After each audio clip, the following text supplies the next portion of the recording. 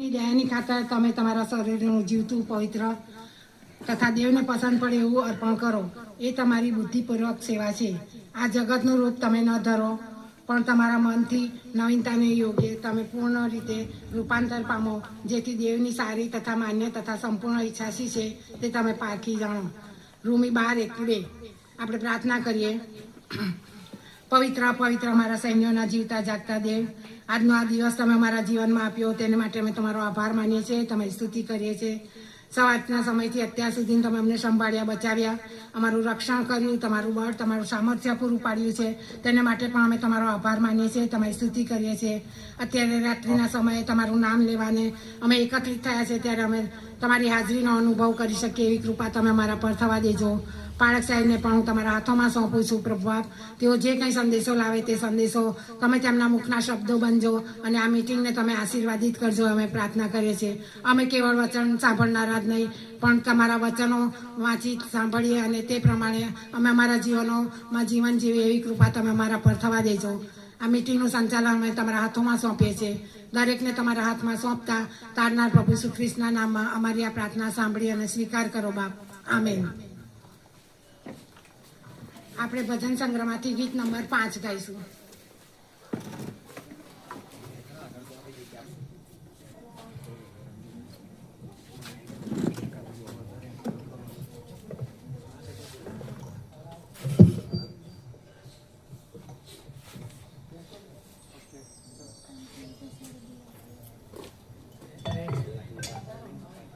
બીજો માઇક્રો એટલે પાછળથી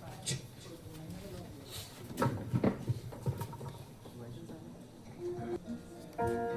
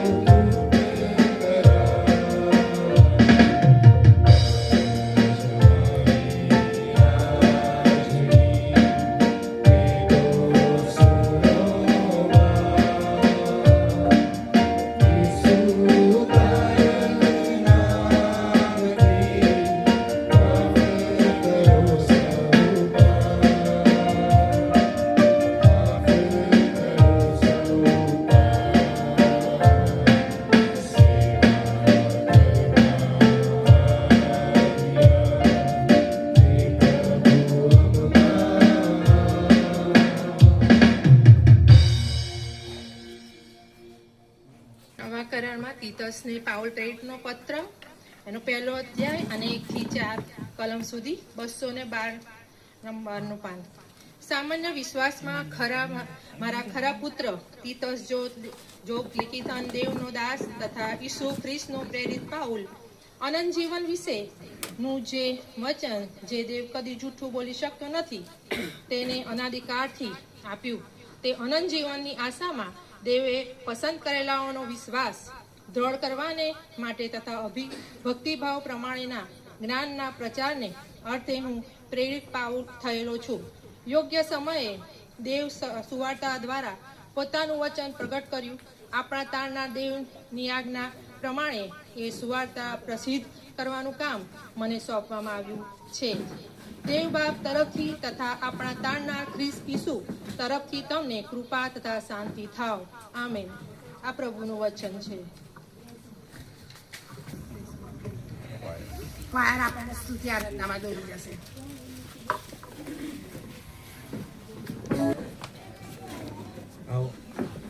ગીત કરતા દાઉદ રાજા એવું કહે છે કે હું સર્વ સમય યહોવાને ધન્યવાદ આપીશ ને મારી મુખે તેની સ્તુતિ નિરંતર થશે. તો આપણે સ્તુતિ આરાધનામાં જોડાઈએ. તાળીઓ સહિત આપણા મુખ સહિત આપણે પ્રભુની સ્તુતિ કરીએ, આરાધના કરીએ અને ગીતના શબ્દો છે તુને મુझे આગે પીછે કિए રખા है.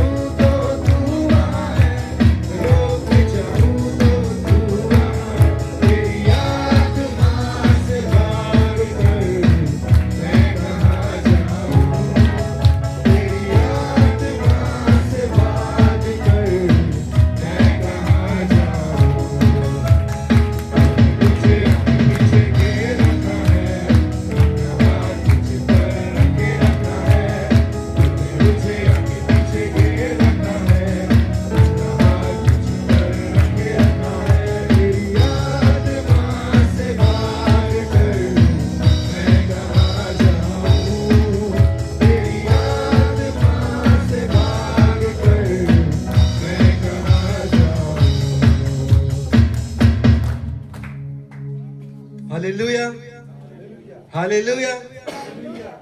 થોડીક ક્ષણો આપણે આપણી આંખોને બંધ કરીએ. આજના દિવસને માટે આપણે પ્રભુનો આભાર માનીએ કે આજનો દિવસ આપણે જોઈ શક્યા છીએ અને આ રાત્રિની પળોમાં ખુલ્લા આકાશ નીચે તેમના બાળકો તરીકે સાત કોટડીમાં પ્રભુ આપણે આવી શક્યા છીએ. માટે આપણે પ્રભુનો આભાર માનીએ, આપણા જીવનોને માટે આભાર માનીએ અને પ્રભુ પાસે સહાય માંગીએ, પ્રભુ પાસે મદદ માંગીએ અને ગીતમાં જોડાઈએ. યહોવા યીરે દાતા મેરે.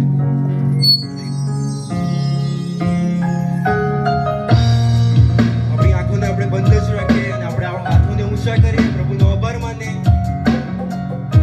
આપણા મુખ દ્વારા પ્રભુની સ્તુતિ કરીએ.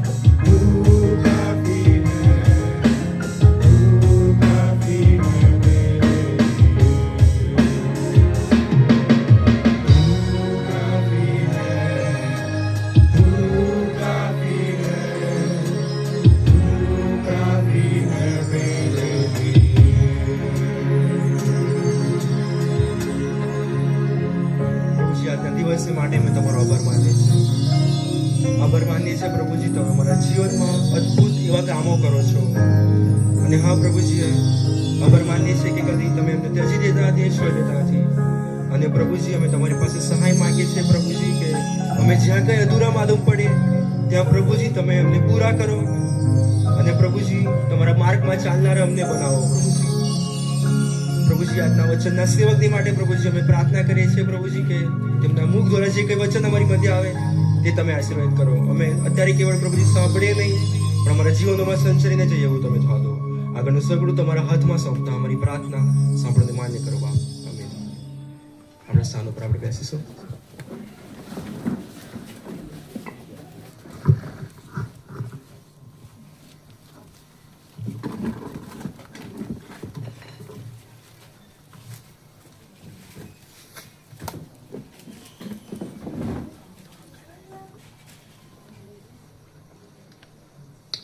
Praise the lord. જમ્યા બાકી હશે ને જમવાનું? Praise the lord. આમેન. સરસ, ગુડ. સારું. આજે આપણી 5મી સભા આત્મિક જાગૃતિની થઈ રહી છે ને એમાં આપણે સર્વ મળ્યા છે. 7 કોટડી વિસ્તારના કારભારી આપણા રૂબીના આંટીના માટે આભાર માનીએ છીએ. એમની જે સેવાઓ છે સેવાઓની આપણે કદર કરીએ છીએ. નાનો વિસ્તાર છે પણ આપે બહુ ઉદારતાથી દાનો આપ્યા છે. જે સેવાને માટે જે ભાવ સાથે આપ આપો છો અને એની હું કદર કરું છું, કારણ કે આપણે પ્રભુને દાન આપીએ છીએ, પ્રભુની સેવાના માટે આપીએ છીએ અને આપ્યા પછી આપણે ભૂલી જઈએ કે એ દાન મેં ઈશ્વરને આપ્યું છે. વહીવટ જે કરે છે એ ખરા અર્થમાં ઈશ્વરની બીક રાખીને કરે છે અને એ યોગ્ય રીતે નાણાં વપરાય છે. એના માટે પ્રભુનો જ આભાર માનતા તમે તમારી કમાણીમાંથી શ્રેષ્ઠ અર્પણ પ્રભુની પાસે લાવ્યા છો. એટલા માટે મેં બંને ધર્મગુરુઓ તમને અભિનંદન આપીએ છીએ અને તમે જે ઉદારતાથી આપો છો એ ઉદારતાથી આપવાનું જ પ્રભુની સેવામાં ચાલુ રાખજો. એ જ અમારી વિનંતી છે. નાણાં સમિતિના પ્રમુખ અને સાથે કારભારી મિત્રો છે, પાસ્ટેટ કમિટીના સભ્યો બેઠા છે, જુદા જુદા વિસ્તારમાંથી પણ ઘણા બધા ભાઈ બહેનો રેગ્યુલર આવે છે અને આપ પણ 7 કોટડીના પરિવારજનો અહીંયા બેઠા છો. તમારી હાજરીની નોંધ લઈએ છીએ. આપણા પાળક સાહેબ જેઓએ પ્રાર્થનામાં દોર્યા, એમની ઉપસ્થિતિ છે. એમવાયફના દીકરા દીકરીઓએ પણ આપણને ગીતમાં દોર્યા. સર્વને માટે આભાર. અમે તમારા જ છીએ અને તમારામાંના જ છીએ. હવે તમે આ બુકેને એવું લાવો છો એ આમ યોગ્ય લાગતું નથી, પણ હવે ખબર નહીં એકે શરૂ કર્યું એટલે હવે બંધ કરવાનું. કહેવાનું કે દરેકની અપેક્ષા હોય કે પેલા એક તો અમે કરી અમારા એરિયામાં સાહેબ, પણ આમ યોગ્ય લાગતું નથી. પણ એનીવે અમે સ્વીકારીએ છીએ, કારણ કે ચર્ચમાં આપણે ફુલારની બધું બંધ કર્યું છે.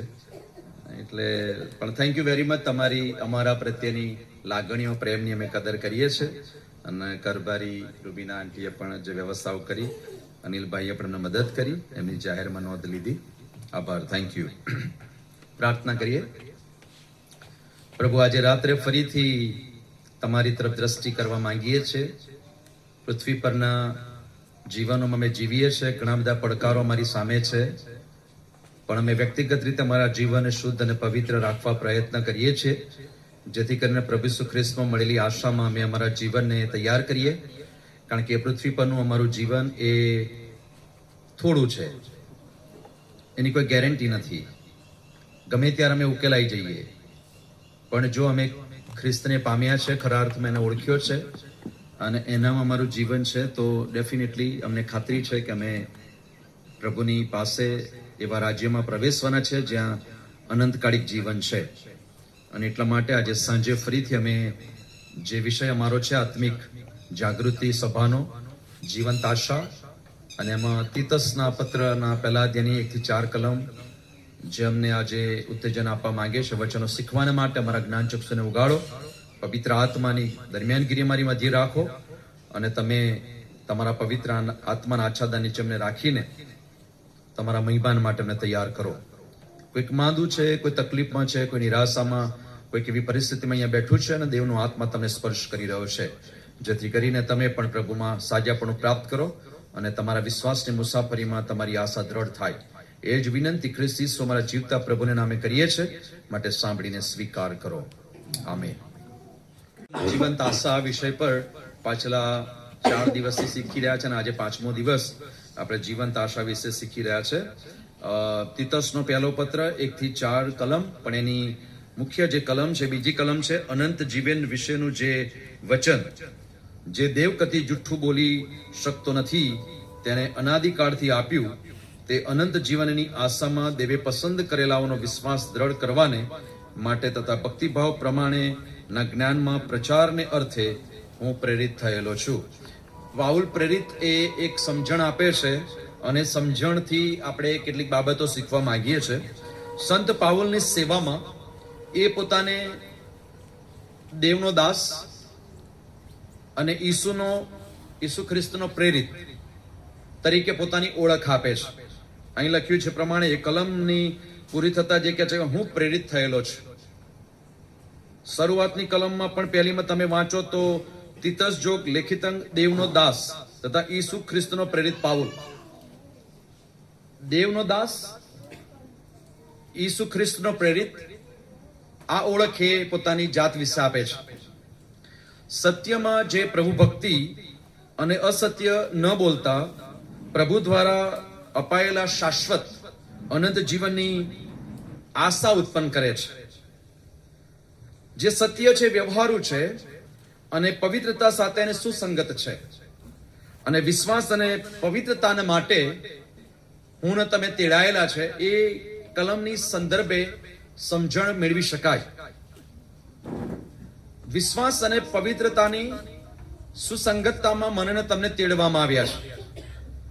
ભલે આપણે કુટુંબ તરીકે જીવીએ છીએ, પરિવાર છે, બાળકો છે, આપણે કુટુંબ તરીકે વર્તીએ છીએ, સંકળાયેલા છે, પણ પ્રભુ ઈસુ ખ્રિસ્ત કેન્દ્ર સ્થાને છે. એની ભક્તિ કરીએ છીએ, એની આરાધના કરીએ છીએ, એનાથી જ કોઈ પણ કાર્યની શરૂઆત કરીએ છીએ. અને એટલે એ કેમ કરીએ છીએ? આપણને આશા છે, આપણને વિશ્વાસ છે કે પ્રભુ આ બધા કાર્યોમાં સફળતા આપે છે. હું જે કંઈ છું, અમે જે કંઈ છીએ, એ ઈશ્વરની મહેરબાનીથી છીએ. આપણા મુખના શબ્દો નીકળી જાય છે. અને એટલા માટે આપણી આશા શું છે? ખ્રિસ્તમાં આપણી આશા શું? તો પાઉલ શીખવે છે કે સુવાર્તા પ્રચાર, હે ને?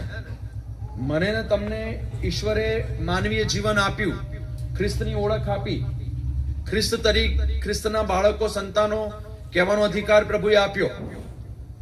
પણ આપણી જવાબદારી શું? ખ્રિસ્તમાં વૃદ્ધિ તો પામીએ છીએ, પણ આપણું જીવન એ 5મી સુવાર્તા છે. અને એ સુવાર્તા પ્રભુના પસંદ કરેલા લોકોના વિશ્વાસ માટે છે.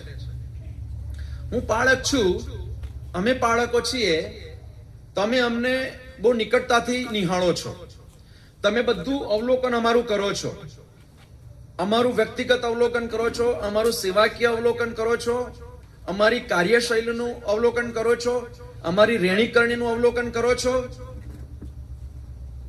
અને જોઈને તમે તમારા વિશ્વાસમાં વૃદ્ધિ પામો છો. ઘણીવાર એવું જાણવા મળે છે કે સાહેબ, તમારી વચનની સેવા, પ્રાર્થનાની સેવા, તમારી વાત કરવાની ઢબ, તમારો વ્યવહાર એ અમને ઘણું બધું ઉત્તેજન આપે છે અને અમારા વિશ્વાસને મજબૂત કરે. એવા ઘણા બધા લોકોના મુખ્ય શબ્દો સાંભળ્યા છે. પણ કોઈક એવી બાબત હોય છે, કોઈક એવું કરી બેસે ત્યારે ઠોકર વાગે છે, ત્યારે એ વિશ્વાસી વિશ્વાસમાં નબળો પડે છે. જવા દો ને, પાળક સાહેબનું આવું છે તો પછી આપણી તો વાત જ ક્યાં રહી? બહુ અઘરું છે, હજારો દ્રષ્ટિ જુએ છે. અને એટલા માટે પ્રભુના પસંદ કરેલા લોકોના વિશ્વાસ માટે આપણું જીવન છે. આપણને કેટલા બધા લોકો જુએ છે ખ્રિસ્તી તરીકે, પણ જો આપણું આચરણ સુવ્યવસ્થિત નહીં હોય તો એને ઠોકર વાગશે. ઘણા બધા લોકો અન્ય વિશ્વાસના લોકો મધ્ય સેવા કરતા હોય છે, એમાં આપણા વિશ્વાસી લોકો પણ સેવા કરતા હોય છે, પણ ઘણા બધા ડિફરન્સ હોય છે. આપણી ઘણી બધી મંડળીઓ છે, નહીં? મેથડિસ્ટ કહેવાય, CNI કહેવાય, મુક્તિ ફોજ કહેવાય, અલાયન્સ કહેવાય, બ્રધરન કહેવાય, વેસ્લિયન કહેવાય, રોમન કેથલિક કહેવાય, પેન્ટિકોસ્ટલ કહેવાય, ઘણી બધી મંડળીઓ છે. અને દરેક વિશ્વાસના લોકો કોઈક ને કોઈક જગ્યાએ જોબ કરતા હોય, પણ જીવન ડિફરન્સ હોય. અન્ય ધર્મી સેક્ટરમાં કામ કરો તો તમે સ્ટ્રોંગ બિલીવર છો તો તમે અમુક વસ્તુનો નકાર કરો છો, ભાઈ આ નૈવેદ્ય હું નહીં ખાઉં. ઘણા લોકો તમારી સાથે જ ખ્રિસ્તી તરીકે જોડાયેલા હોય પણ એ કદાચ એ સ્વીકારી લે. એટલે ઠોકરરૂપ કોણ બન્યા? ઠોકર એ બન્યા પણ આપણે ત્યાં ખોટા પડે. કેમ આ ખાય છે તમે નથી ખાતા? આપણે વિશ્વાસમાં સ્ટ્રોંગ છીએ, પેલો વિશ્વાસમાં સ્ટ્રોંગ નથી. બીજું કે પોતાના સંબંધો પારસ્પરિક જાળવવાના માટે લઈ લે છે, એના સંબંધો મજબૂત રહે. આપણે ત્યાં સૈદ્ધાંતિક રીતે મજબૂત રહીએ છીએ. આ પરિબળોનો સામનો મારે તમારે કરવો પડે છે. પણ આપણે આપણું જીવન એ સુવાર્તા છે, જેથી કરીને બીજાઓને માટે વિશ્વાસને માટે આપણે ઠોકરરૂપને પણ આદર્શ બનીએ, એના વિશ્વાસને મજબૂત કરી શકીએ.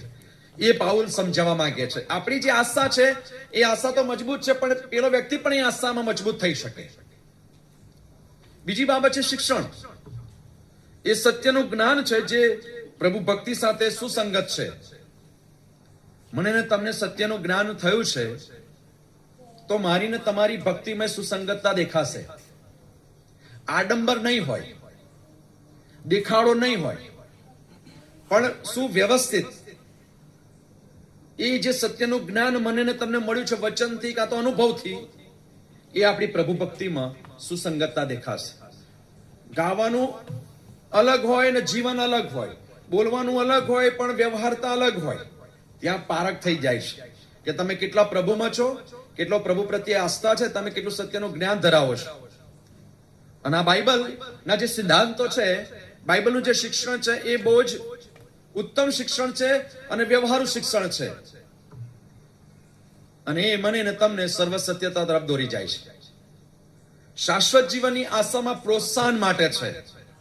વચનો મને ને તમને બહુ પ્રોત્સાહન પૂરું પાડે છે. જ્યાં હું ને તમે નિરાશ થઈએ છીએ, નિર્ગત થઈ જઈએ છીએ, નાસીપાસ થઈએ છીએ, ના હિંમત થઈ જઈએ છીએ, ત્યાં વચનો મને ને તમને ઉત્તેજન પૂરું પાડે છે, દુઃખમાં દિલાસો આપે છે. વિકટ પરિસ્થિતિમાં એ આપણો બોજો હળવો કરે છે. પણ એ વિશ્વાસી વ્યક્તિને માટે એ અનુભવ ઉત્તમ ઔષધિ છે. આ આપણી આશા જેમાં હું ને તમે જીવી રહ્યા છે એ આના પર આધારિત છે. હવે પ્રભુએ અમને અલગ કર્યા છે એટલે તમે અમને સેવક તરીકે માન આપો છો કે ભાઈ સેવકો. ઓકે, ગુડ, સરસ. પણ તમે તમારી કક્ષાએ તમે પણ તમારી રીતે સેવક જ છો. જે જીવન તમને પ્રભુએ આપ્યું છે, અલગ અલગ ઈશ્વરે તાલંતો આપ્યા છે. પણ આપણી ઓળખ શું? ખ્રિસ્તી તરીકે, કાં તો સેવક તરીકે, કાં તો પ્રભુના લોક તરીકે આપણી ઓળખ શું? આપણી આઈડેન્ટિટી શું? પાઉલ તો કે છે, એ પાઉલના જીવન વિશે તમે જાણો છો, મારે બહુ કહેવાની જરૂર નથી, તમે પ્રેરિતોના કૃત્યોમાં શીખ્યા છો. એ પોતે એટલા કોન્ફિડન્સથી, આત્મવિશ્વાસથી કહે છે કે હું ઈસુનો દાસ છું, હું ઈસુ ખ્રિસ્તનો પ્રેરિત છું. પાઉલ પોતાની ઓળખ એ નમ્રતાના આધારે આપે છે. એ જનુની માણસ, જે મળે એને ખંખેરી નાખે, ધુઆ ખલાસ કરી નાખે, એવો જનુની માણસ. પણ એનું જીવન બદલાઈ ગયું, એની ઓળખ બદલાઈ ગઈ. અને એની ઓળખ હવે એના જીવનના નમ્રતા પર આધારિત છે. એટલે એ ગુલામ તરીકે, દાસ તરીકે, સેવક તરીકે પોતાની જાતને રજૂ કરે છે, પોતાની ઓળખને રજૂ કરે છે. સેવક, દાસ, ગુલામ, પ્રેરિત, એનો અર્થ એવો થાય છે સમર્પણ. આ જે સેવક શબ્દ છે ને, એનો અર્થ એવો થાય છે સમર્પણ, સમર્પિત થઈ જવું. અને એ પાઉલ કહે છે કે હું પ્રેરિત થયેલો છું. સંત પાઉલને પ્રેરિત કહેવામાં આવે છે. આપણે સંત બી કહીએ છીએ, પ્રેરિત બી કહીએ છીએ, કારણ કે તેણે ઈસુ ખ્રિસ્ત દ્વારા દમસ્કસના રસ્તામાં કે માર્ગ પર એક દર્શન એને થયું, એક દૈવીય દર્શન એને અનુભવ્યું. અને એ દર્શનથી જ સીધા જ બિન યહૂદીઓને માટે, રાજાઓ અને ઇસ્રાયેલી લોકો માટે પસંદ કરેલું સંદેશાવાહક તરીકે એને નિયુક્ત કરવામાં આવ્યા. એક જનુની માણસ, ખ્રિસ્તી લોકોને સતાવનાર માણસ, દમસ્કના રસ્તા પર દૈવી દર્શનથી એનું બદલાણ થઈ ગયું.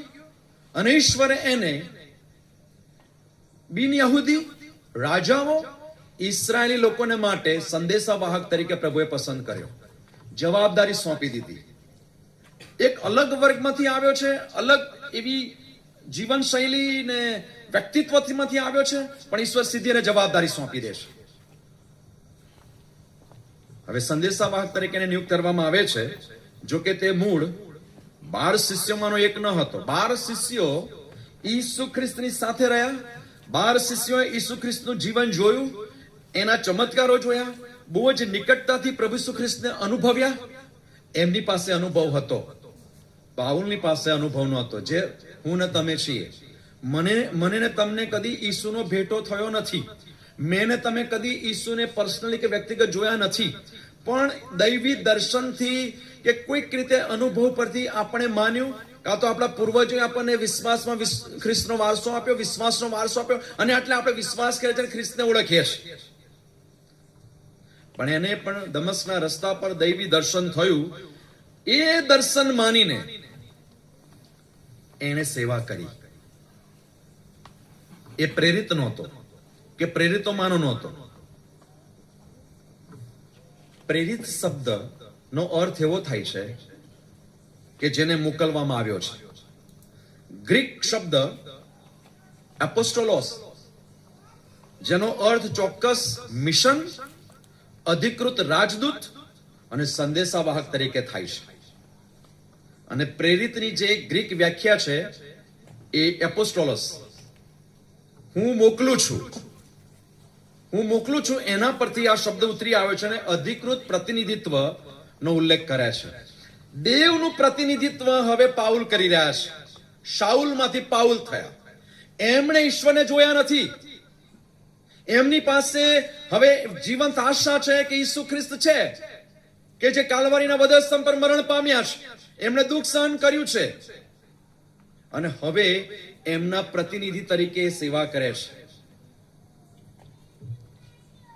મને ને તમને પણ ઈશ્વરે એના પ્રતિનિધિ તરીકે આ જગત પર મૂક્યા છે. તમે ચાહે તમારા ઘરમાં હોવ, કે ચાહે તમે ચર્ચની અંદર સેવા કરતા હોવ, કે તમે ચાહે સેક્યુલર વર્લ્ડમાં હોવ, પણ ઈશ્વરે તમને તમારી જગ્યાએ એના પ્રતિનિધિ તરીકે નિયુક્ત કર્યા છે. કેમ કે આપણે આપણી જાતને ખ્રિસ્તી કવડાવીએ છીએ, ખ્રિસ્તી લોક તરીકે જીવીએ છીએ. આપણી આઈડેન્ટિટી ખ્રિસ્તમાં છે. ભલે આપણે પ્રેરિત નથી, ભલે આપણે શિષ્યો નથી, પણ પ્રભુ ઈસુ ખ્રિસ્તમાં મેળવાયેલા છે. માટે હું ને તમે ઈસુના ગુલામ છીએ, દાસ છીએ, સેવક છીએ, અને હું ને તમે એનું પ્રતિનિધિત્વ કરીએ છીએ. પાઉલને ઈસુના પુનરુત્થાન પછી બોલાવવામાં આવ્યા હતા, રાઈટ? પુનરુત્થાન પણ એને જોયું નથી, બરોબર? પાઉલે ઈસુનું પુનરુત્થાન જોયું નથી. શિષ્યો તો જોયું, કબરે દોડી ગયા, કબર ખાલી છે, કપડા ત્યાં પડ્યા છે, એ એમણે પોતાની આંખોએ જોયું છે, અને એટલે વિશ્વાસ કરે છે કે ઈસુ મરણમાંથી ઉઠ્યા, અને સ્વર્ગારોહણ પણ એમણે જોયું. સ્વર્ગમાં ચડી ગયા, 40 દિવસ સુધી શિક્ષણ આપ્યું, સ્વર્ગમાં ચડી ગયા. એ ઈસુએ જોયું પોતાની નજરે. અને ઈસુના પુનરુત્થાન પછી સંત પાઉલને બોલાવવામાં આવ્યા હતા, જેના કારણે તેઓ તેમના વ્યક્તિગત અનુભવ દ્વારા પુનરુત્થાનના સાક્ષી બન્યા હતા. એમણે જોયું નથી, પણ સાંભળ્યું, અનુભવ કર્યો, અને એ પુનરુત્થાનના સાક્ષી બન્યા. એટલા માટે પ્રેરિતોના કૃત્યોમાં તમે વાંચજો કે એ છાતી ઠોકીને પ્રભુ ઈસુ ખ્રિસ્તનું શિક્ષણ આપે છે, અને કહે છે કે તમે ઈસુ ખ્રિસ્તને મારી નાખ્યો, વધસ્તંભે જડ્યો. એ ક્યાંથી કોન્ફિડન્સ આવ્યો? એમણે અનુભવ કર્યો, સમર્પિત થઈ ગયા, સોંપાઈ ગયા. ત્યારે એ પવિત્ર આત્માએ એમના જીવનનો કબજો લઈને એમને સંત પાઉલની ઓળખ સેવક, દાસ અને પ્રેરિત તરીકે આપી. કારણ કે ખ્રિસ્ત માટે તેઓ જીવ્યા, દુઃખો સહન કર્યા, બધું જાણો છો તમે. પહેલાનું જીવન અને પ્રભુ ઈસુ ખ્રિસ્તમાં મેળવ્યા પછીનું જીવન બહુ કઠણ પરિસ્થિતિઓમાં એમણે ખ્રિસ્ત માટે પોતાનું જીવન સમર્પિત કરી દીધું. હવે મિત્રો, બહુ જ અગત્યની બાબત, બહુ મોટો પડકાર મને તમને આપે છે. સાંપ્રત સમયની જીવન શૈલીમાં અને આ જગતમાં આપણા જીવન વિશે મારે ને તમારે અવલોકન કરવાનું છે, જાંચવાનું છે, પરખવાનું છે, અને કસોટી કરવાની છે કે હું આ કેટેગરીમાં આવું છું કે પછી ખાલી હું બણગા ફૂટું છું. આત્મિક જાગૃતિની સભામાં જીવંત આશા વિશે શીખી રહ્યા છે. પ્રભુ મને ને તમને શીખવામાં આજે રાત્રે તમારે એવું નહીં સાંભળે કે નગીન સાહેબ બોલી રહ્યા છે એટલા માટે. તમને પવિત્ર આત્મા આ વચન દ્વારા શું શીખવવા માંગે છે એ સમજવાની કોશિશ કરજો. મિત્રો, આપણે આપણી ઓળખ શું આપીએ છીએ? આપણી ઓળખ શું? હું સારી નોકરી કરું છું, હું પ્રતિષ્ઠિત છું, મારી સારી પોઝિશન છે, જગતના ધારાધોરણ પ્રમાણે મેળવેલી મારી પાસે આટલી બધી ડિગ્રીઓ છે, આટલી બધી સિદ્ધિઓ મેં હાંસલ કરી છે. ગુડ, સરસ. એ બધી સિદ્ધિઓ, ડિગ્રીઓ જરૂર છે, પણ ત્યાં ઈગો આવી જાય છે, હું પણ આવી જાય છે. અને જ્યાં હું પણ આવે છે ત્યાં ઈસુ નીચે જતા રહે છે. પ્રભુના સેવક સેવિકા તરીકેની અમારી ઓળખ, દાસ દાસીની ઓળખ, એના માટે સમર્પિત થઈ જવું પડે, ઘસાઈ જવું પડે, અર્પણ થઈ જવું પડે. જો એ તમારે ને મારે એ ઓળખ મેળવવી છે સેવક સેવિકા તરીકેની, દાસ દાસી તરીકેની, તો એ ઓળખ મેળવવા માટે ઘસાઈ જવું પડે, ખર્ચાઈ જવું પડે, અર્પણ થઈ જવું પડે. ને પાઉલે કર્યું, અર્પાઈ ગયા. ગઈકાલે જ સાહેબ સંદેશો આપતા કહ્યું કે મધર ટેરેસાને કેમ સંતનું બિરુદ આપવામાં આવ્યું? એમણે પોતાની જીવન ઘસી કાઢ્યું, પોતાનો દેશ છોડીને, પોતાના લોકો છોડીને કલકત્તા જેવા શહેરમાં આવીને વસ્યા. અને હું તો પ્રભુનો આભાર માનું છું કે હું એક સામાન્ય પરિવારમાંથી આવેલો છોકરો, જુવાન, 1995 એમના આશ્રમમાં જઈ શક્યો, એમને આટલે દૂરથી જોઈ શક્યો, કેમ કે હું ઓયમમાં હતો. ઓયમમાં મારો મિત્ર ઓર્ફનેજમાં ભણેલો, ત્યાં ભણેલો, ઉછરેલો, એ મને લઈ ગયો અને હું જોઈ શક્યો મધર ટેરેસાને. મધર ટેરેસા એ પોતાના માટે કશું જ નથી કર્યું, એમણે અનાથ બાળકોને માટે કર્યું. ને તેમ છતાં એમના વિરોધીઓ હતા, એમના જ માણસો એમના વિરોધીઓ, એમનામાં સેવા કરનાર એમના વિરોધીઓ. પણ ઈશ્વર એમને સંતનું બિરુદ આપ્યું. કેમ? કે એમણે એમની આઈડેન્ટિટી છોડી નહીં, એમણે એમનું વ્યક્તિત્વ છોડ્યું નહીં, એમણે એમની જીવનશૈલી છોડી નહીં, એમણે એમની કાર્યશૈલી છોડી નહીં. એ એમના કાર્યમાં મસ્ત રહે. જેને જે કેવું હોય કે ઘસાઈ જવું પડે, સમર્પિત થઈ જવું પડે, અર્પણ થઈ જવું પડે. હું પાસ્ટેટ કમિટીમાં છું, હું કારભારી છું, હું પ્રમુખ છું. So what? કમિટીમાં છીએ, કારભારી છીએ, સો વોટ? એનાથી શું મતલબ? એ લેબલ છે. પણ તમારું આઈડેન્ટિટી શું, તમારી ઓળખ શું, તમારું વ્યક્તિત્વ શું, તમારું કાર્યશૈલી શું, કયા હેતુ, કયા પર્પસ માટે તમને સેવામાં તેડ્યા છે, શા માટે તમને એના માટે તૈયાર કર્યા છે? વોટ? આ ભૂલાઈ જાય છે. ઓળખ આપણી ભૂલાઈ જાય છે.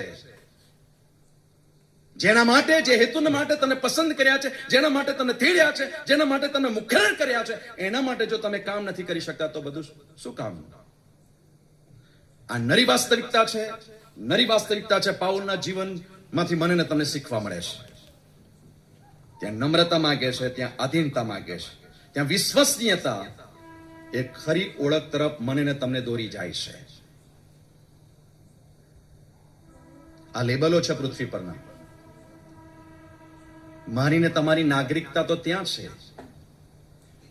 જેના માટે ઈશ્વરે તમને અભિષેક. આમ ડંખવું જોઈએ, અંદર આત્મા ડંખવો જોઈએ. પાઉલને ડંખી ગયો કે ઈશ્વરે મને કયા હેતુને માટે પસંદ કર્યો છે. હવે મારે જીવવું તે ખ્રિસ્ત, મરવું તે લાભ. મધર ટેરેસા છોડીને જેને જે કરવું એ કરે, જ્યાં લઈ જાવ તો લઈ જાય. પોલીસ બી બોલાવી હતી, પણ મને અનાથ બાળકોને માટે તેડી છે, એના માટે ઈશ્વરે મને પ્રેરિત કરી છે. હું એના માટે સેવા કરીશ. અને એટલા માટે એને સંત તરીકેનું બિરુદ આપવામાં આવ્યું. આપણી ઓળખ મજબૂત કરીએ. થોડા લાભ માટે કે સ્વાર્થ માટે આપણે આપણી આઈડેન્ટિટી ગુમાવી ના દઈએ. સેવા કાર્યની શરૂઆત અને એનું કેન્દ્ર સ્થાન ક્યાં છે એને સમજીએ. સંત પાઉલનું મિશન બેવડું હતું. વિશ્વાસીઓના વિશ્વાસને મજબૂત કરવાનું અને તેમને સત્યની સમજણ આપવાનું. આપણે શું કરીએ છીએ? આપણી કઈ સેવા છે? દાન આપો છો, વેરી ગુડ, અભિનંદન, કોંગ્રેચ્યુલેશન. પણ તમે ઉત્તેજનના દીકરા દીકરીઓ છો. કોઈકના માટે ઉત્તેજનનું કારણ બની આપણે. ખ્રિસ્ત મેળવ્યો છે, ખ્રિસ્ત પામ્યા છો, તો એ ખ્રિસ્ત બીજા સુધી લઈ જનાર બનીએ. કારણ કે સુવાર્તા ફક્ત મુક્તિ માટે નથી, પરંતુ તે સત્યના જ્ઞાનમાં વૃદ્ધિ આપે છે. મુક્તિ મળી છે, હવે પૂરું થઈ ગયું, હવે હું સ્વર્ગમાં જઈશ, હવે મારી આશા મજબૂત છે, પ્રબળ છે, ના. પણ સર્વ સત્ય નું જે જ્ઞાન છે એમાં વૃદ્ધિ કરે છે દિન પ્રતિદિન. અમારા પ્રોફેસર હતા રેવરેન્ડ ડોક્ટર જોયલ કાન સાહેબ, અને આવીને કહે કે તમે રોજ બાઇબલ વાંચશો, એકની કલમ વાંચશો તો તમને રોજ નવો વિચાર પ્રભુ આપશે. આ ખજાનો છે બાઇબલ. તમારા આત્મિક જીવન માટે તમને રોજ એક કલમમાંથી કંઈક ને કંઈક નવું ઉત્તેજન મળશે. સુવાર્તા ફક્ત મુક્તિ માટે નથી, પણ આપણા સત્ય ના જ્ઞાનમાં વૃદ્ધિ આપે છે કે રોજ હું ને તમે ઈસુ ખ્રિસ્તની વધારે નિકટ થતા જઈએ. કે જે જીવંત આશામાં મને ને તમને તેડવામાં આવે છે, જીવંત આશા વધારે પ્રજ્વલિત અને મજબૂત બને. કારણ કે બાઇબલ લખે છે પ્રમાણે અનંત જીવન વિશેનું જે વચન જે દેવ કદી જૂઠું બોલી શકતો નથી તેણે અનાદિકાળથી આપ્યું છે. પ્રભુ કદી જૂઠું બોલતા નથી, ને બાઇબલમાં લખવામાં આવ્યું છે, ગણનાના પુસ્તકની અંદર દેવ માણસ નથી કે તે જૂઠું બોલે, કે જો એ ફરી જાય. પ્રભુ જે વચન આપે છે, વચન પાડે છે, હું ફરી જાઉં, તમે ફરી જઈએ, આપણે છટકી જઈએ, આપણે છેતરી જઈએ. પણ પ્રભુ એવા નથી. એ કે છે કે તે અનંત જીવનની આશામાં દેવે પસંદ કરવાના વિશ્વાસમાં દ્રઢ કરવાના માટે તથા ભક્તિભાવ પ્રમાણેના જ્ઞાનના પ્રચારને અર્થે એ પ્રેરિત દ્વારા મને ને તમને ઉત્તેજન આપી રહ્યા છે. સિદ્ધાંતો વિશે શીખવે છે. આપણા બાઇબલના સિદ્ધાંતો શું છે? એક જ દેવને માનવું. સિદ્ધાંતો ઘણા બધા છે, આજ્ઞાઓ ઘણી બધી છે, પણ હું ને તમે એ બધી ફોલો નથી કરતા. કેમ કરી નથી શકતા? કારણ કે આપણે અસમર્થ છીએ. સર્વશક્તિમાન પ્રભુ કૃપા આપે છે, પણ આપણો ચંચળ સ્વભાવના કારણે નથી થઈ શકતું. અને અનંત જીવનની આશામાં દેવે પસંદ કરેલા અને વિશ્વાસમાં દ્રઢ કરવાને માટે પ્રભુએ મને ને તમને જે તે સ્થળે પસંદ કર્યા છે, મૂક્યા છે. ઘણીવાર આપણે જે કોલોનીમાં રહેતા હોય, જે સોસાયટીમાં રહેતા હોય, ત્યાં પણ આપણી સાક્ષી એટલી જબરજસ્ત ના હોય. કારણ કે આપણું વ્યક્તિત્વ બોલે છે. આપણે જાહેર જીવન જીવીએ છીએ, જાહેર પ્રતિભા છે, હજારો લોકો આપણને જુએ છે. અને એટલા માટે કલમ 2 પ્રમાણે ઈશ્વર કદી જૂઠું બોલતા નથી, કારણ કે એ જે કહે છે એ પ્રમાણે કરે છે. શુદ્ધ અને સાચા વિશ્વાસનો પુરાવો શું? જે પ્રભુ ભક્તિ સાથે સંબંધ સંલગ્ન છે, સુસંગતમાં છે. પ્રભુ પ્રત્યેની સાચી ભક્તિ અને સત્યનું સાચું જ્ઞાન એ બૌદ્ધિકતા પર આધારિત નથી, બૌદ્ધિક વિચારો પર આધારિત નથી, પણ પવિત્ર શાસ્ત્રના જે વચનો છે, જે પવિત્રતા છે, જે ખરી ભક્તિ છે, સત્યનું જ્ઞાન છે, એ દૈવિક કૃપા પર આધારિત છે. દૈવિક કૃપા પર આધારિત છે. શું અમને ધર્મ સેવામાં જીવન જીવવું સહેલું છે? ના, અમને સહેલું નથી. રોજ અમારે કૃપા પ્રભુની પ્રાપ્ત કરવી પડે છે. રોજ સવારે બેસીએ છીએ, મનન કરીએ છીએ, પ્રભુની પાસે કૃપા માંગીએ છીએ. ઈશ્વરે અમને પ્રેરણા આપી કે અમે હવે અમારા જે 3 કર્મચારીઓ આપણા ચર્ચના અમને બોલાવીને સવારે એમની સાથે બાઇબલ વાંચીને પ્રાર્થના કે ભાઈ તમે કામની શરૂઆત કરો, પ્રાર્થનાથી કરો, ઈશ્વરની કૃપા માંગો. ખૂબ અઘરું છે, ખૂબ બધા પડકારો છે, ખૂબ પરીક્ષણો છે, પ્રલોભનો છે. અને દૈવિક કૃપાની મને ને તમને બહુ જરૂર છે, અને એના પર એ બધો આધાર રાખે છે. જો હું ને તમે પ્રભુના વિશ્વાસુ છીએ, તો આપણી જીવન શૈલી, જીવન જીવવાની ઢબ, બોલી, કાર્ય કરવાની રીત અને સાચું સૈદ્ધાંતિક જીવન પરિવર્તિત પાત્ર તરફ મને ને તમને દોરી જાય છે. જો મારી ને તમારી ભક્તિ ખરા અર્થમાં દૈવી કૃપા પર આધારિત છે, તો મને ને તમને એના ખાસ પાત્ર તરીકે આવું વ્યક્તિત્વ ઊભું કરવાના માટે એ આપણા વિશ્વાસનો પુરાવો બને છે. કોઈ મારું ને તમારું જીવન જોઈને કહી શકે કે આ પરિવર્તિત પાત્ર છે, આના જીવનનો વિશ્વાસનો પુરાવો છે. જેમ અત્યારે આપણે પાઉલના સંદર્ભમાં કહે છે, પાઉલ અત્યારે નથી, પણ એ આપણા માટે વિશ્વાસનો પુરાવો બની ગયા. આપણા વિશ્વાસનો પુરાવો આપણા પર આધારિત છે. આપણે કેવું બોલીએ છીએ, કેવું કાર્ય કરીએ છીએ, કેવું જીવન જીવીએ છીએ, એ જીવંત આશા પર આધારિત છે. પ્રભુ ઈસુમાં આપણી આશાનો પાયો શું? બીજી ને ત્રીજી કલમમાં જે પ્રોત્સાહન મળે છે, યોગ્ય સમયે દેવે સુવાર્તા દ્વારા પોતાનું વચન પ્રગટ કર્યું. આપણે તારના દેવની આજ્ઞા પ્રમાણે એ સુવાર્તા પ્રસિદ્ધ કરવાનું કામ મને સોંપવામાં આવ્યું છે. પાઉલ એમના વિશે કહે છે, પણ મેં શરૂઆતમાં જણાવ્યા પ્રમાણે આપણી પાંચમી સુવાર્તા આપણે છે, આપણું જીવન છે. આપણા જીવન દ્વારા આપણે સુવાર્તા પ્રગટ કરીને બીજા લોકોના વિશ્વાસને મજબૂત અને દ્રઢ કરીએ છીએ. ને એટલા માટે રોમિયોને પત્ર 5મો અધ્યાય અને 5 થી 8 કલમની અંદર એ મજબૂત આશા વિશે લખવામાં આવ્યું છે. અને આશા શરમાતી નથી, કેમ કે આપણને આપેલા પવિત્ર આત્માથી આપણા અંતઃકરણમાં દેવનો પ્રેમ વેવડાવવામાં આવેલો છે. કેમ કે આપણે હજી નિર્બળ હતા, એટલામાં યોગ્ય સમયે અધર્મીઓને સારું ખ્રિસ્ત મરણ પામ્યો. હવે ન્યાયી માણસને સારું ભાગ્યે જ કોઈ મરે. સારા માણસને સારું તો કોઈ કદાચ મરવાને પણ છાતી ચલાવે. પણ આપણે પાપી હતા ત્યારે ખ્રિસ્ત આપણે સારું મરણ પામ્યા. એમ કરવામાં દેવ આપણા પર પોતાનો પ્રેમ પ્રગટ કરે છે.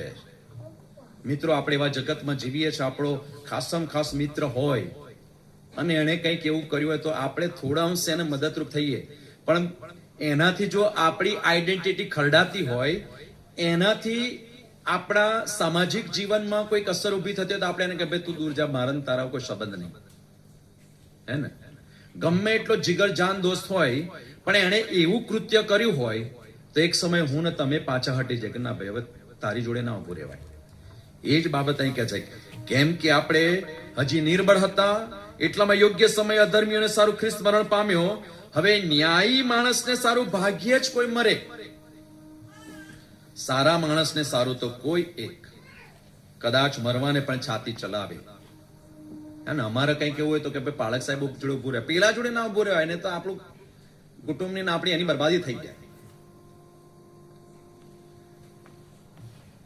અને એવા સમયે પ્રભુ ઈસુ ખ્રિસ્ત મારા અને તમારા માટે મરણ પામ્યો. એને કશું જોયું નહીં, આમનું જીવન બચી જાય અને શાશ્વત જીવન માટે, અનંતકાળિક જીવન માટે તૈયાર થાય. એના માટે ઈસુ મરણ પામ્યા અને લખે છે પ્રમાણે પ્રેમ પ્રગટ કર્યો. ત્યારે આપણને હમણાં તેના રક્તથી ન્યાયી ઠરાવવામાં આવ્યા છે, માટે તેની મારફતે દેવના કોપથી બચીશું. તે કેટલું બધું ખાતરીપૂર્વક છે. પૃથ્વી પરનું મારું ને તમારું જીવન એ ઘણા બધા સંઘર્ષો, ઘણી બધી વિપરીત પરિસ્થિતિઓમાંથી પસાર થવાનું, પણ વચન કહે છે પ્રમાણે એના કોપથી પ્રભુ બચાવશે. એ ખાતરીપૂર્વકનું છે. એટલા માટે આપણી આશા ઈસુ ખ્રિસ્તમાં છે. ઈસુ ખ્રિસ્તમાં આપણી આશા વધારે મજબૂત છે. પણ એના માટે જે કન્ડિશન છે, શરતો છે, એ શરતો મારે ને તમારે પાડવી પડે. માટે પ્રભુ આપણને શું બનવા માટે બોલાવ્યા છે? પ્રભુએ મને ને તમને શું બનવા માટે બોલાવ્યા છે? માન લેવાને માટે, મર્દપો પ્રાપ્ત કરવાને માટે, સત્તાને માટે? ના મિત્રો, પ્રભુએ મને ને તમને સત્તા કે માન કે મર્તબાને માટે નથી બોલાવ્યા. પાઉલને કોઈ સત્તાઓ મળી, માન મળ્યું, મર્તબો મળ્યો? એનું જીવન બરાબર અભ્યાસ કરજો. એને બધું સહન જ કરવાનું આવ્યું. કોરડાએ ખાધા, વાહણે ભાગી ગયું, દોડગાલુ ભાઈઓ તરફથી ઘણું બધું સહન કરવાનું આવ્યું. એ માણસને એવી એટલી જબરજસ્ત એવી સત્તા ને એવું બધું એની પાસે હતું, ડિગ્રીઓ બધું જ હતું, પણ તેમ છતાંય જયારે ઈસુને સોંપાઈ ગયો, એના જીવનમાં પરિવર્તન આવ્યું. કોઈ જગ્યાએ એને સત્તા નથી મળી, કોઈ જગ્યાએ એને મર્તબો નથી મળ્યો, કોઈ જગ્યાએ એને સ્ટેજ નથી મળ્યું. એ જ્યાં ગયો ત્યાં એને ઘર્ષણો, પરીક્ષણો નો સામનો જ કર્યો. આપણા જીવનમાં, આપણી સેવામાં, આપણા પૃથ્વી પરના સામાજિક કૌટુંબિક જીવનોમાં જો આ બધી અપેક્ષાઓ સાથે જીવીશું તો હું ને તમે કદી જીવંત આશા સુધી, અનંત જીવન સુધી નહીં પહોંચી શકીએ. કેમ કે આપણને પેલું જ મારી નાખશે ને આપણામાં ઈગો ઉભો કરશે ને કે આપણે પ્રભુથી દૂર જ રહીશું. જીવન શ્રેષ્ઠ આપ્યું છે, સંપત્તિ પણ પ્રભુએ જબરજસ્ત આપી છે, આર્થિક વ્યવસ્થા બધું જ આપ્યું છે, પણ એ બધામાં જ્યારે પ્રભુ કેન્દ્ર સ્થાને હશે તો એ ગૌરવ તો થશે જ, પણ સાથે સાથે પ્રભુનું માન પણ વધશે અને પ્રભુ પોતે આપણાથી પ્રસન્ન હશે કે ના, મારો સેવક. તમે અયુબના જીવન વિશે જોવો ને સાહેબ, છેલ્લે સુધી પ્રભુએ એના મિત્રોને કેવું પડે, તમે જાઓ, તમારા માટે માફીની પ્રાર્થના કરે ને તારા જ તમારા પાપ માફ થશે. આ જીવન. એટલા માટે બાઇબલ લખે છે, એફએસી 11 અધ્યાય 15 થી 16 કલમ, જે દેશમાંથી તેઓ નીકળ્યા તે પર જો તેઓ ચિત્ત રાખ્યું હોત તો ત્યાં પાછા જવાનો પ્રસંગ તેઓને મળત ખરો, પણ હવે તેઓ વધારે સારા દેશની એટલે સ્વર્ગીય દેશની ઈચ્છા રાખે છે. માટે દેવ, જો સાંભળજો, બહુ ગજબની કલમ છે. જ્યારે ઇસ્રાયેલી પ્રજા નીકળી, પણ જો એમણે ત્યાં ચિત્ત રાખ્યું હોત તે કદી આગે કુછ કરી શક્યા ના હોત. પણ પ્રભુ એમને દોરતા હતા. એમને ઈશ્વરે એવા દેશની આશા અપેક્ષા આપી હતી, પ્રભુ ત્યાં લઈ બી ગયા. પ્રભુ એટલે જ કહ્યું, પ્રભુ જે કહે છે કરે છે, વચન પાળે છે, એટલા માટે પ્રભુ છે. અને અહીંયા પણ એ જ વાત કહે છે, પણ હવે તેઓ વધારે સારા દેશને સ્વર્ગીય દેશની ઈચ્છા રાખે છે. માટે દેવ તેઓનો દેવ કહેતા શરમાતો નથી. જો હું ને તમે પાછલું જ યાદ કરીશું, પાછલું જ ગણ્યા કરીશું, પેલા મારી સાથે આમ કર્યું, હવે હું જોઈ લઉં છું, આ સમય આવે પછી આ બધું ગણ્યા કરીશું ને, તો સાહેબ દેવ પણ આપણાથી શરમાશે. પ્રભુ ક્યારે એમ કહેશે કે ના, હું નગીન ચૌહાણનો દેવ છું. મારું વ્યક્તિત્વ, મારું જીવન, મારી સેવા, મારું કાર્ય, મારું જાહેર જીવન એ પ્રભુને પ્રગટ કરનાર હોય તો પ્રભુ છાતી ઠોકીને કહે કે એ મારો સંતાન છે, એનાથી ખુશ છું. માટે દેવ તેઓનો દેવ કહેતા શરમાતો નથી, કેમ કે તેણે તેઓને સારું એક શહેર તૈયાર કર્યું છે.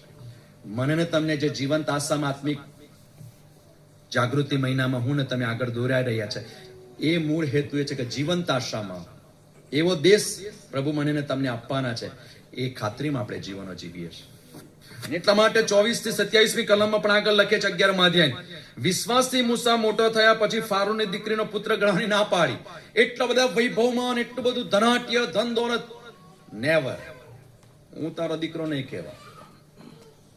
પાપનું ક્ષણિક સુખ ભોગવવા કરતા દેવના લોકોની સાથે દુઃખ ભોગવવાનું તેણે વિશેષ પસંદ કર્યું. અને આપણને શીખવે છે. કોઈક સેવક સેવિકા આપણા મંડળીનો કોઈક એવો વ્યક્તિ છે જે પ્રભુમાં વિશ્વાસુ છે અને સ્ટ્રગલ કરી રહ્યો છે, ત્યાં જેને ઉભા રહીએ છે, એને મદદરૂપ થઈએ છે, એને આત્મવિશ્વાસ વધારીએ છે, પ્રભુને ગમે છે. લખ્યું છે પ્રમાણે,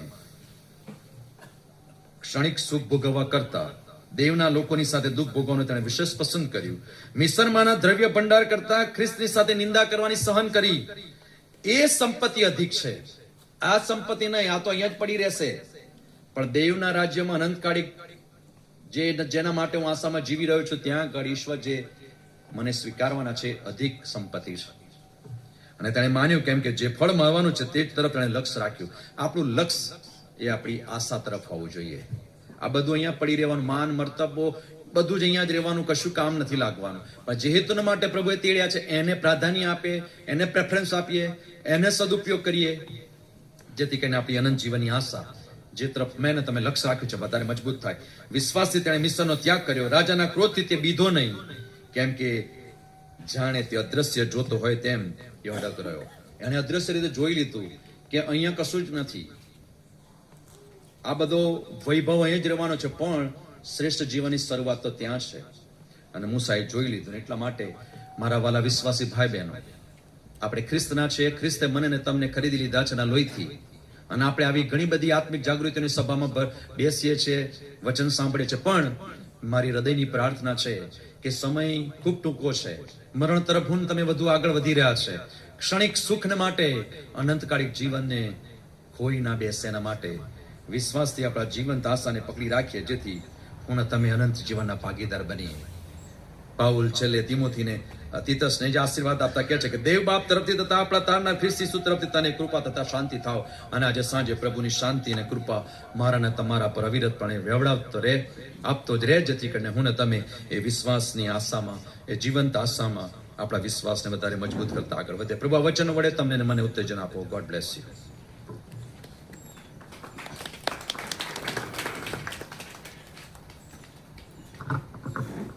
સુંદર વચનને માટે સાહેબનો આભાર માનું છું. થશે ત્યાર પછી આપણે આકાશમાંના પ્રાર્થના બોલીશું અને છેલ્લે સાહેબ આશીર્વાદ વચન ઉતારશે.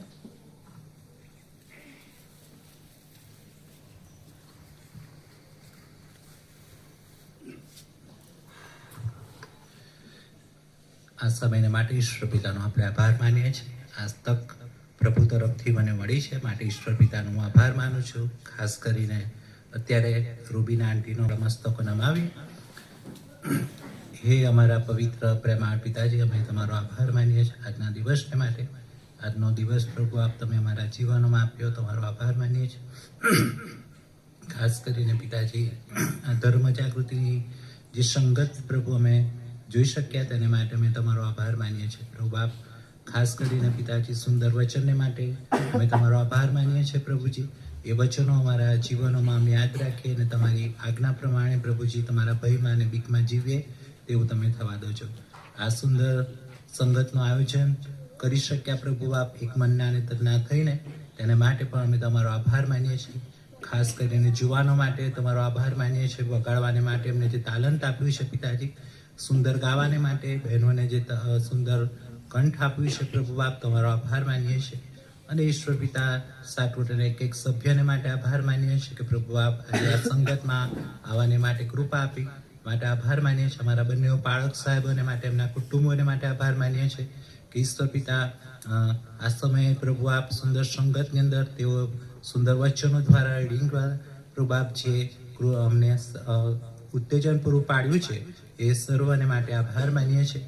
વિશેષ અમારા ફળિયાના કારભારી રૂબીના સેવિકાને માટે, તમારી સેવિકાને માટે આભાર માનીએ છીએ કે પ્રભુજી આ ઉંમરની અંદર પ્રભુ ઘરની જવાબદારીઓ અને એમાં તમામ એની પણ ચર્ચની સેવાઓમાં પ્રભુ પોતાનું જે બલિદાન એમણે આપ્યું છે પ્રભુજી, સેવા કરવાને માટે પ્રભુ આપ તમે એમને જે હિંમત તાકાત આપી છે માટે અમે તમારો આભાર માનીએ છીએ પ્રભુજી. એમના જમે દીકરીને માટે પણ આભાર માનીએ છીએ કે આ સેવામાં પ્રભુ તમે એવો સાથે રહીને પ્રભુ એમને સહાય કરે છે. અને પ્રભુ બાપ બધાને માટે મેં તમારી સ્તુતિ જ કરીએ છીએ વાલા પિતાજી.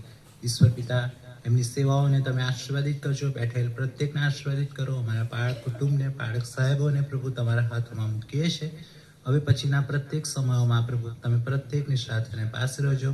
અને ઈશ્વર પિતા, તમારું વચન કહે છે કે હું જગતના અંત સુધી તમારી સાથે છું. વિશ્વાસ સાથે અમે તમારા હાથમાં સોંપાય. ફરી વખત આ સમયને માટે મેં તમારો આભાર માનીએ છીએ. ખ્રિસ્ત ઈસુમાં અમારી પ્રાર્થના સાંભળો અને માન્ય કરો. આમીન. આમીન. આકાશમાં અમારા બાપ, તમારું નામ પવિત્ર મનાવો, તમારું રાજ્ય આવો, જેમ આકાશમાં તેમ પૃથ્વી પર તમારી ઈચ્છા પૂરી થાવ. દિવસની અમારી યાચના અમને આપો, જેમ અમે અમારા ગુનાહોને માફ કર્યા છે. ન્યાય તમારો છૂટકો કરો, એમ કે રાજ્ય તથા પરાક્રમ તથા મહિમા સર્વકાળ સુધી તમારા છે. આમેન. અને હવે આપણો ત્રિએક પ્રભુ એટલે ઈશ્વર પિતા, ઈશ્વર પુત્ર, ઈશ્વર પવિત્ર આત્મા આપણી સાથે, સાત કોટરીના તમામ રહેવાસીઓની સાથે, કારભારી રૂબીના બેનની સાથે, આપણી મંડળી સાથે, આપણા પરિવારોની સાથે હમણાંથી સદા સર્વકાળ સુધી હોજો. આમીન.